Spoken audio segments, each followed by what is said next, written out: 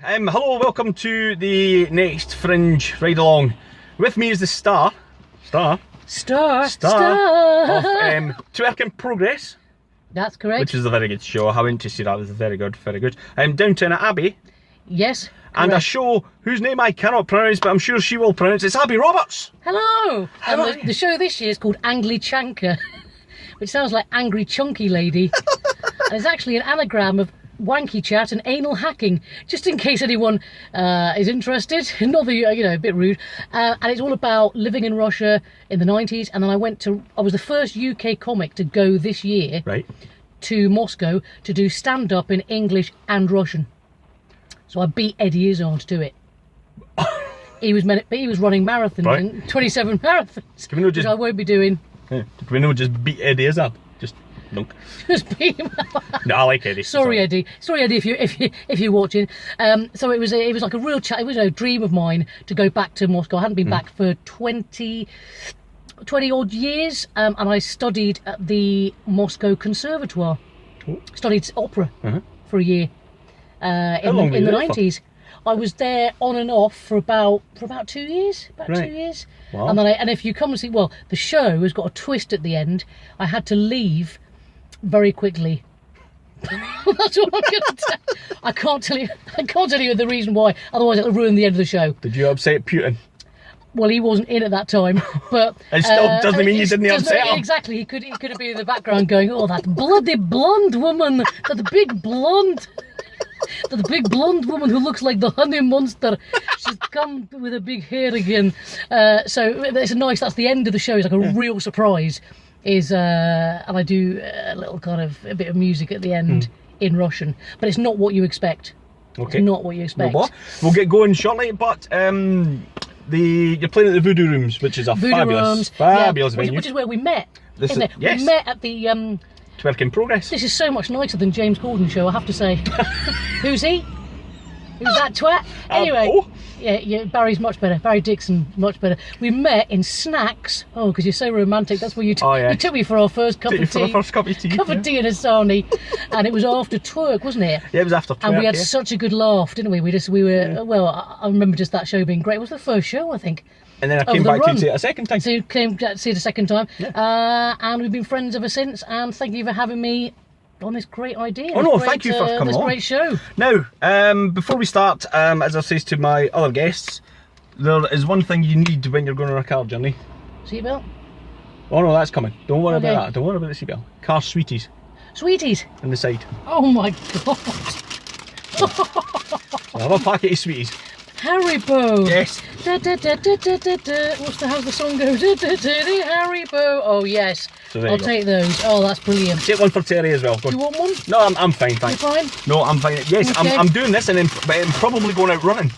Because I'm out to run again. Yeah, I'm out to run again. Because you're crazy. Are you going up off the seat? I'm not. That sounds really rude, isn't it? Are you going up off the street, darling? Hello. No, not today.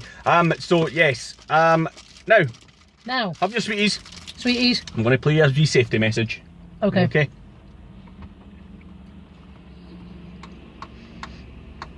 Welcome to the Fringe Ride-Along. Please make yourself comfortable while we go through some safety procedures. Number 1, please fasten your seatbelt. Number 2, please ensure all arms, heads, feet and private parts are safely tucked away. Number 3, in the event of an accident, the driver will run away, as this is a stolen vehicle and as such, the driver will deny all knowledge of everything. Good, yeah. Now please, press the arrow button and enjoy your trip. That one there. Yep.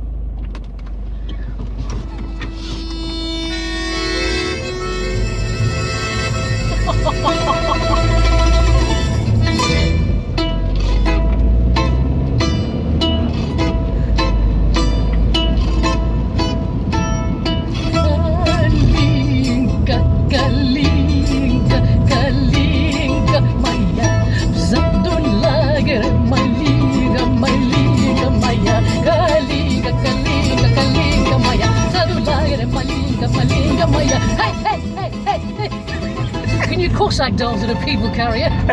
You probably could, but we'd probably... I love Kalinka. I do bring that on my show. I love it, so brilliant. There you go.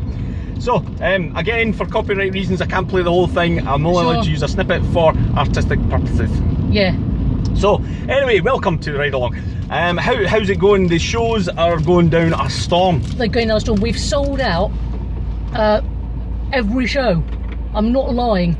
And you know how I'm not lying? Because we take photographs as proof. I love doing that, you know, photographing I think we talked about it in Twerk in Progress. I like taking the photographs of the shows, seeing all the punters, you know, and just feeling that real kind of like, oh, the buzz, you know, before you go and do a show. So getting great feedback, people coming back from 2 years ago, and people who saw me. I hosted a TV thing. I was a guest on a TV thing this morning, and after I've been on, people asked for my flyer, and then they all came today. So it's, for me, Edinburgh's, the word of mouth is the most important thing, followed by flyers. Yeah. And just chatting with people. And a guy who came last year to Downtown Abbey said, we saw you last year. He said, and it's amazing. He said, how have you got a whole new show in a year? But I like that. I like the challenge of going, right, what do I want to write about? What do I want to do this year? And I chose a theme. This was something a bit different, really. Something I knew about. Something that I've got a personal connection with. Hence doing Anglichanka. Yeah, Anglichanka. Anglichanka. Do you know, in the lead up to this, I've been trying to figure out how you pronounce the name. So you've done Twerk in Progress, which I came to. You done Downtown Abbey last year. Abbey, You're doing Anglichanka. That's the one. This year. I'll get it before the end of this, I'll tell you. Anglichanka. And when I came to Twerk in Progress, there was a big crowd. When I came the second time, there was a massive crowd. Yeah. Last year, you were doing really, really well. So what made you step back and go, do you know what, I'm going to do a brand new show, and I'm going to do it about my time in Russia? What moment did you go, yeah, that's what I want to do? That's the one. Good question. It was probably when I decided, when I was asked to go to do stand-up in Moscow earlier this year. So basically, imagine at the end of Edinburgh, I get chatting to a Russian guy who'd come to the show, and I must have mentioned either during the show or at some point that I was a Russian speaker, and he said, why don't you come and do stand-up at my club in Moscow?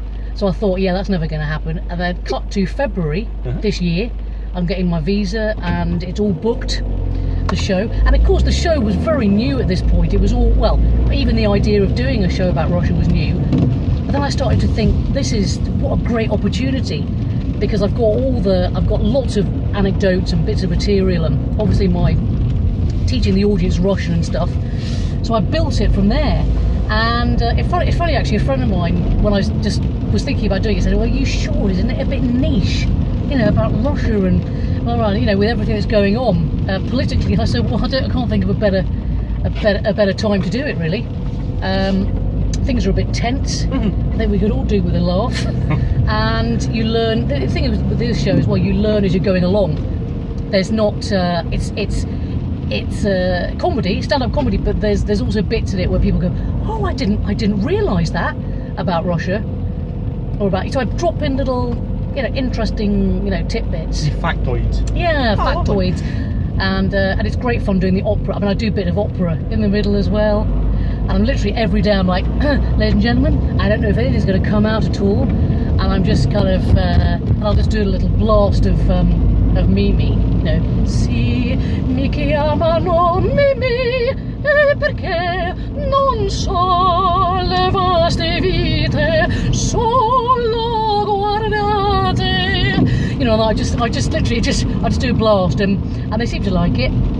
So you get everything in the show, Barry.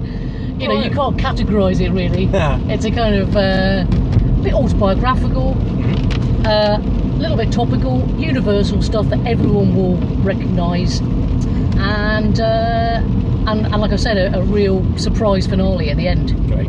Well, I mean, obviously no spoilers, because you know, I'll be coming to see it. I'll try and drag Kerry up with it. Yeah. So your time in Russia.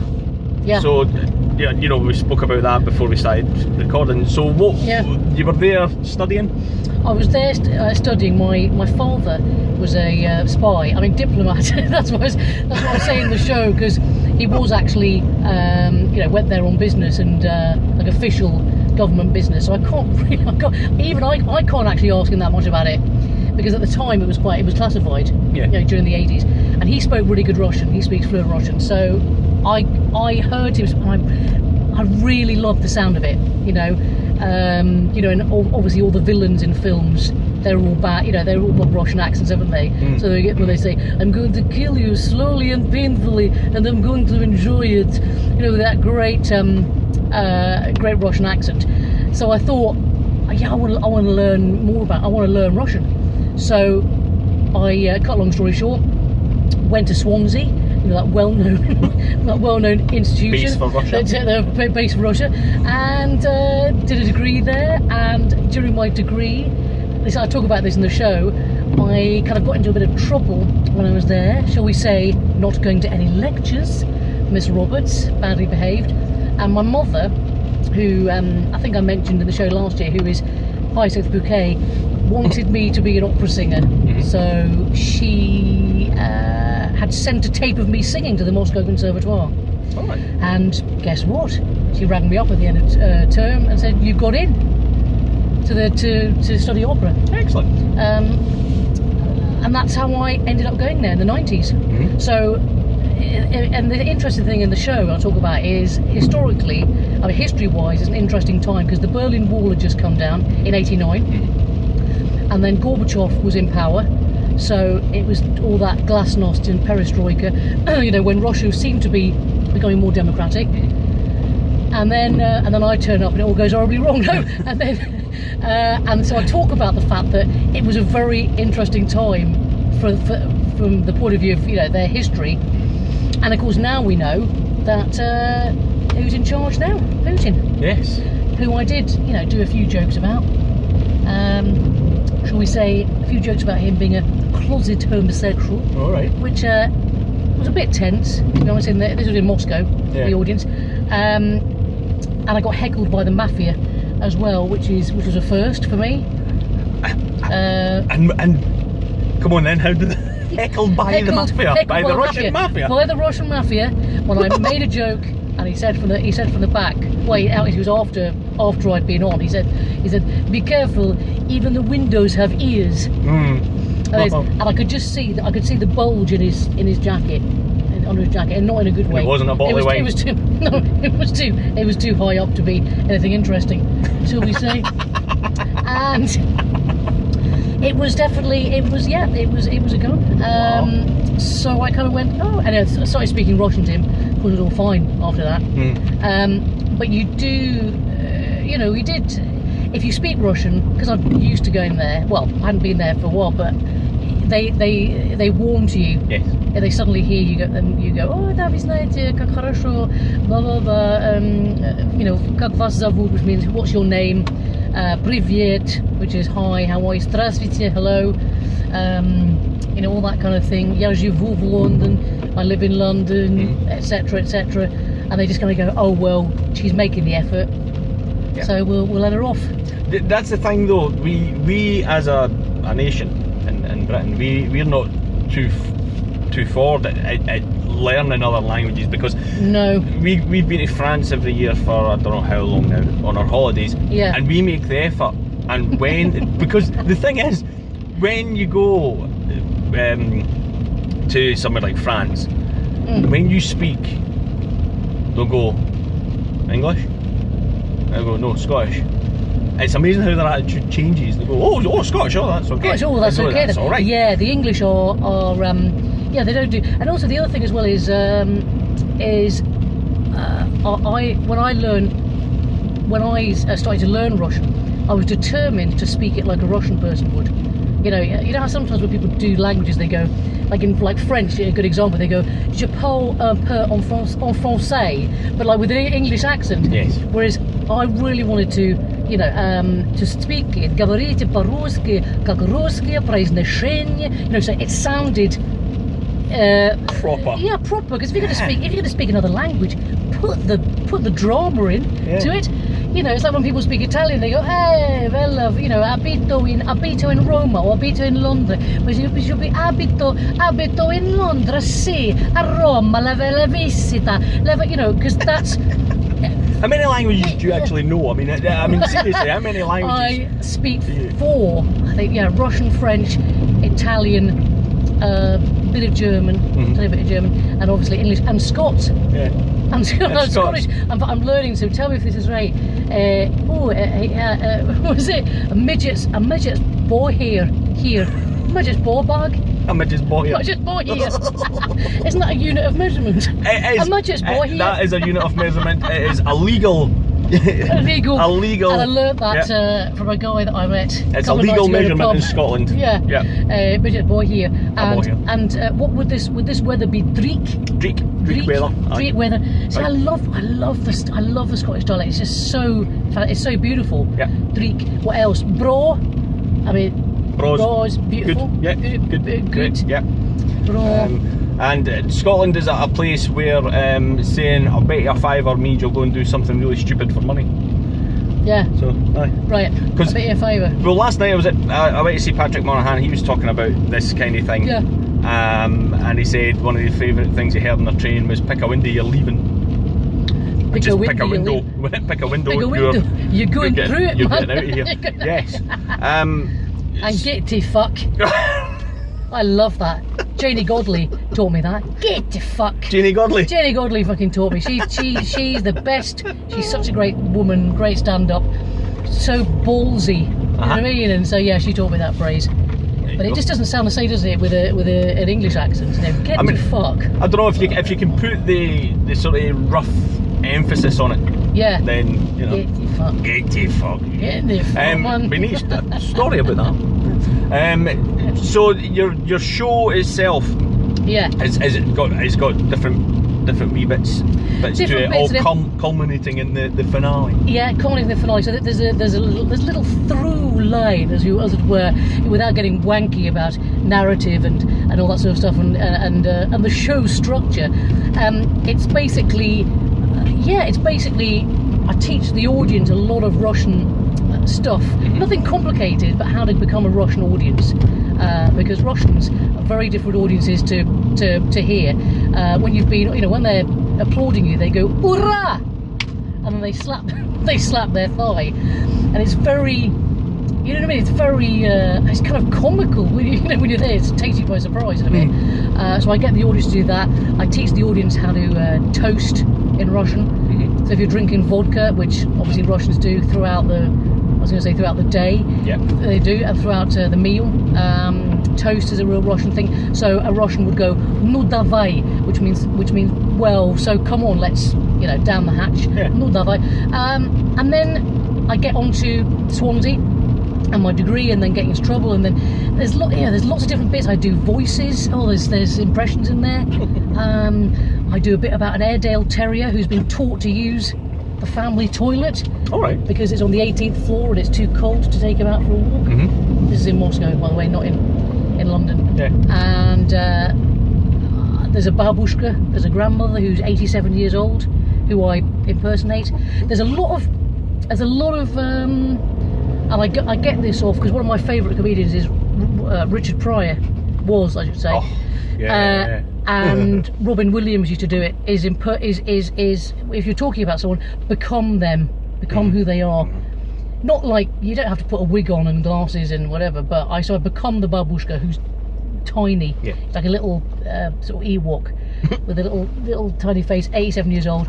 And then I do the dog, and I do the all sorts of people. I become my singing teacher, Bella Andreevna Rudenka, who was at the Bolshoi. She was a prima donna. That was my singing teacher for the year. Become her. Oh, who else? And then interspersed in all that is other observations about what the Russians think about us and vice versa. Yeah.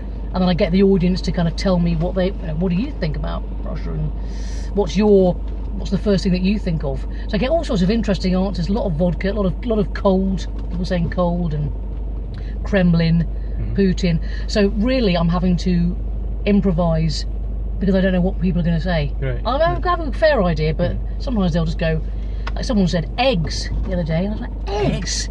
What? And then she went, Fabergé eggs. I was like, oh.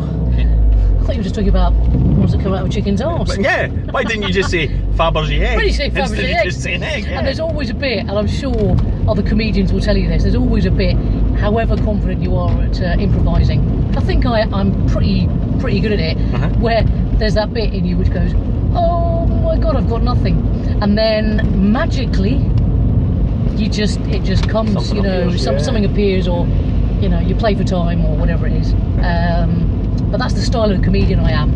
I'm getting more of, which I have set routines, but if I come off them, I then go back to them. So I'm kind of always zigging in and out, you know, zigzag. See, I don't envy you. I don't envy you at all, because it's not something that I could do. I was saying this earlier on to Grant Stott, that I couldn't do that. I couldn't get up in front of people. Doing radio's fine because you're sitting, you know, behind a desk and you've got loads of stuff to press and things, shiny buttons, and you're talking, but nobody can see you. It's great. Well, I say nobody can see. I've started streaming my shows live on Facebook. Yeah. So, and I get all the, you know, oh, you got a face for radio.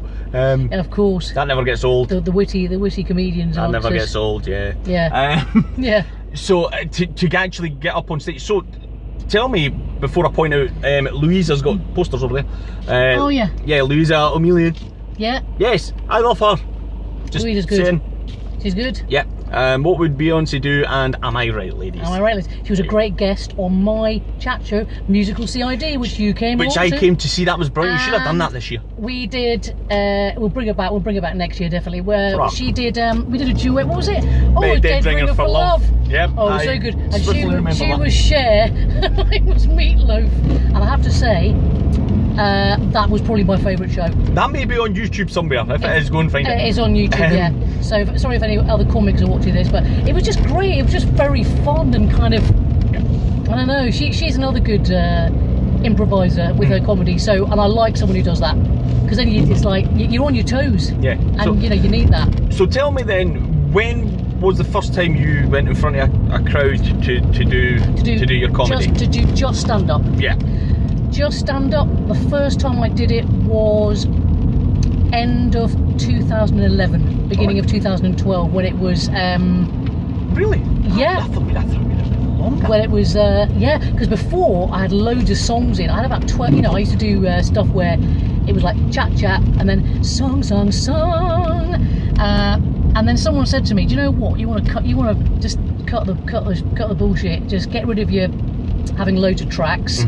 And technical stuff, because as anyone will tell you who's been at comedy clubs, the last thing you want to do is have to get a bloody keyboard off stage, or have the tech guy going, which track is it? Because of course if they get it wrong, then your timing goes and everything. So you don't have to put that on a technician. So someone said, why don't you just do jokes for 20 minutes or stories and jokes? So I went, okay, and that's what happened. It just got more streamlined. You know? Yeah.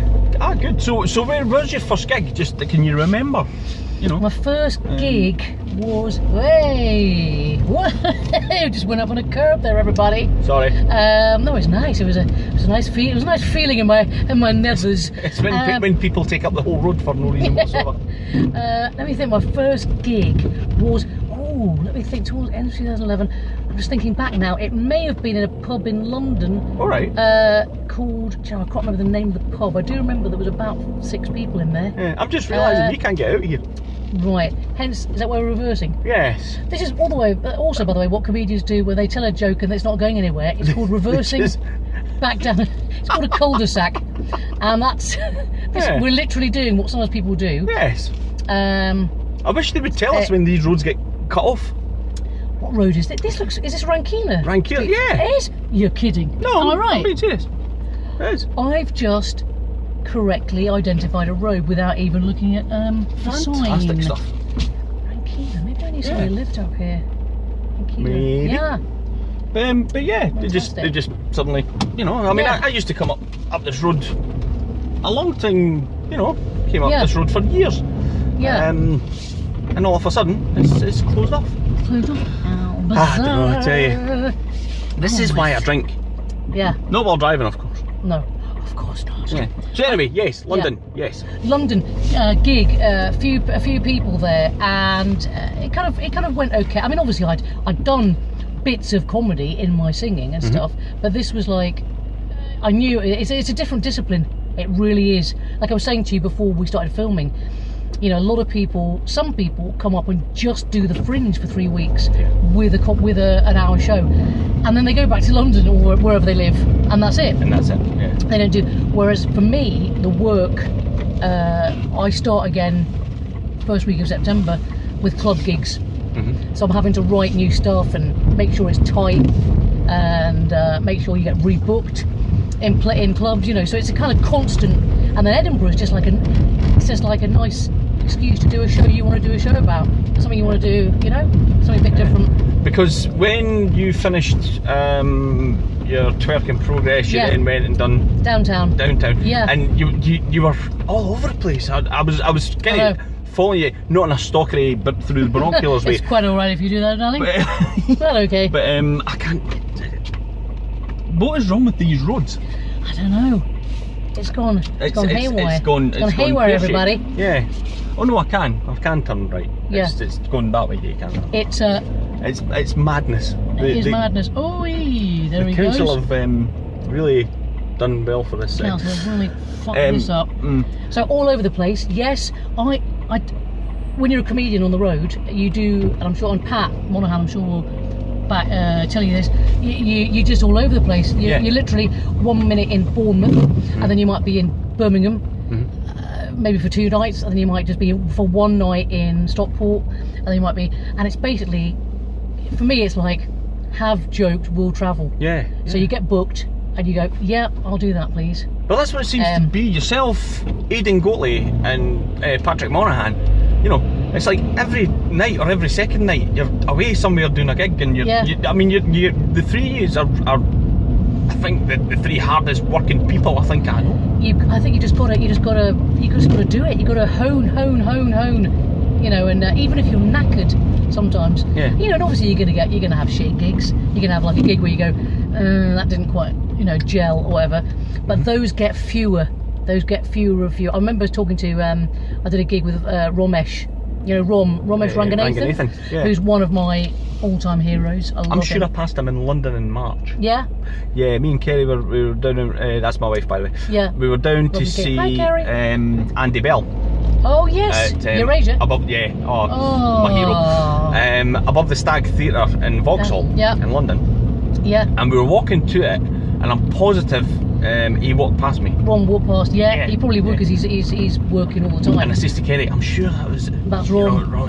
And Nathan, and she was like, you think? I was like, yeah. Oh yeah, probably be him, because he's working all the time in London. Anyway, but he always and I talk to a lot of comics, you know, backstage, and he always just says, you just have to stay on the bus, you know, keep at it, and and I mean, I've seen an improvement this year from last year.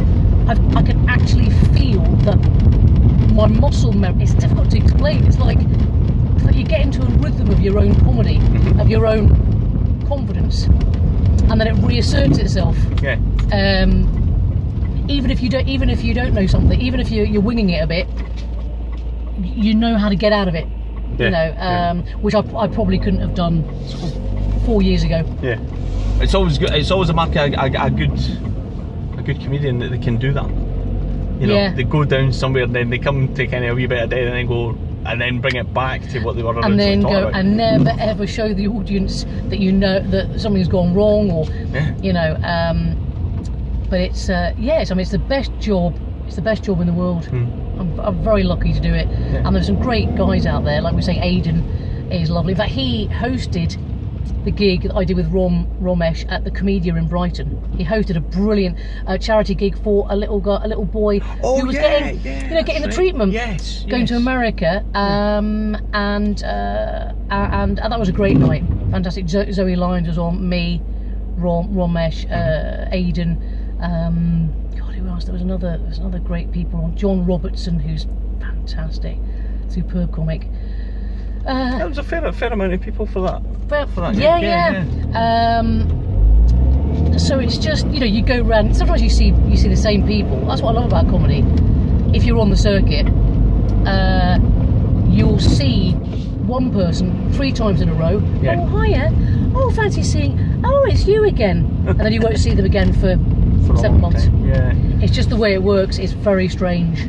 Well, we've came to the end. Oh my God. This is where you We're doing my favourite thing, gabbing away. Yes. There we go. That is so, and I'm about to. You're about might to be interested in this. I'm going to do just a little YouTube thing with a Russian stand-up, who is only here for a couple of days, and we're just going to do when Abby met Igor in the and just like film us talking about Russia and Russian and whatever. Yeah. So so come and see Anglichanka if you're Which guys. is at Voodoo Rooms, 4:15. That's West Register Street. Every day, not the 16th. And we're packing out, so come queue early, like about 4 o'clock. So you're breaking the whole thing of everybody taking the 15th off, because everybody's taking the 15th off. No, I'm doing the 16th. I'm being different, of course, as always. But it's been lovely. Thank you. It's been so fantastic. Yes. Yeah, James called and look for another job, dear. You're not good enough. So I'd call that my Dot and Vera voice. Like, oh, that's terrible. But thank you. It's been wonderful. Fun. It's been good catching up with you again. And cheers, man. It's cheers, been pal. too long. So cheers, babe. Yes. Mwah. Cheers, my lovely. Can I take my sweets? You can take your sweets, but I've got something for you. I've got something for you. Oh, he's got something for me. Yep. That sounds ominous. I know it's a bit of a girly bag. But this is a wee present for you for coming along. Oh, don't thank me, because I can feel. Is it sex toys? No, it's not. I can feel the knuckles about to smack me in the face when you see what this is. You see what it is? Can I have a look? I'm stepping out the car as we go. Oh my God, it's Links Africa. Oh my God. What am I? Oh, that's so cool, because that's one of my jokes, isn't it? Oh, Links. I'm wearing Links. A couple of years ago during Twerking Progress, Abby went on how horrible Links Africa is. Yeah. It was to do with meeting a man in a club, but it's very, what a lovely, I'll spray it all over and reminisce about that night. Terry will chase me down the street. He will. Listen, thanks, thank you very much. Thanks, pal. And see you at my show. See you. Yes. Love you loads. Go Love see you the show. loads. Love Bye you now. loads, viewers.